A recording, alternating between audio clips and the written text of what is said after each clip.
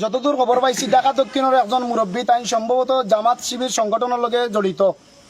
তাই তানোর এই সংগঠনের নাম ব্যবহার করিয়া তাই গোলাপগঞ্জ আইয়া তাই এই সংগঠনরে ব্যবহার করিয়া তাই এই কমিটি গঠন করছেন। তাই কমিটি গঠন করছেন, আমার কাছে স্পষ্ট ভিডিও আছে। তাই কইছেন যে আপনারা 20 জন ড্রাইভার লাঠি লইয়া খাড়া হইবা, গোলাপগঞ্জ কোনো পুলিশ খাড়া হইতে পারতো না। এইটা আমার প্রশ্ন তানোর কাছে, তাইন কিতা এইটা রিক্সার পৌর রিক্সা শ্রমিক ইউনিয়ন একটা কমিটি গঠন করলা নি না তাইন সন্ত্রাসী কোনো সংগঠন তৈরি করলা? এটা আমার 1 নম্বর কথা। প্রত্যেকটা ড্রাইভারে কইছে ভাই আমরা এই সমস্যা আমরা কাছে জোরপূর্বক চাঁদা দাবি করার, প্রত্যেকটা ড্রাইভারে কইছে ভাই আমরা এরকম করার। এখন তো তারা লোকে আম মানুষ, তারা কিভাবে তারার প্রতিরোধ করতো? আমরা অনেক ক্ষেত্রে তার কাছে হিমশিম খাই। আমি কি তা কোনো কথা মিশা মাত্রাম নি?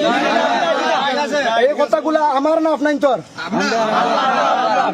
আমরা আগেও শুনছি প্রায় 3 লক্ষর অধিক টাকা তারা কালেক্ট করছে, কিন্তু এই টাকার কোনো আজ পর্যন্ত কোনো হিসাব নাই। হুট করে প্রত্যেকটা ড্রাইভারে কয় আমরা তো 10 টাকা করিয়া সাদা দিতে হয়। সাদা কেন বলে, সাদা না দিলে তো তারা জোরপূর্বক প্রেশার ক্রিয়েট করে, আমরা তো সাদা দিতে হয়। সাদা না দিলে তারা কয় যে কেন গোলাপগঞ্জ গাড়ি চালাইতে পারতে না, গোলাপগঞ্জ আউট করিলাম এই করবো সেই করবো। আপনারা আমার বক্তব্যের লগে সহমত নেই? আমি কোনো মিছা কথা কইরাম নি।